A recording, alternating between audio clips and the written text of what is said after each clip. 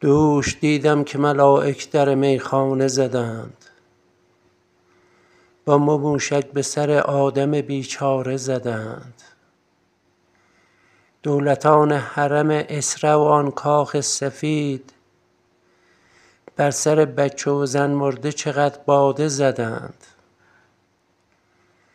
آتش آن نیست که از شعله آن خندد شمع، آتش آن است که بر مسکین درمانده زدند. ای که غافل شدی از کار خدا، اینقدر این در میخانه مزن. چشم وا کن ببین این به آن چون و چرا گونه زدند.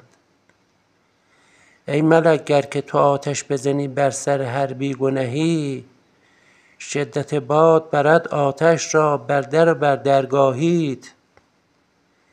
ظلم بد است خواه که از ناحیه من باشد یا از تو، می رود امنیت از کون و مکانی که در آن ظلم و ستمگر باشد.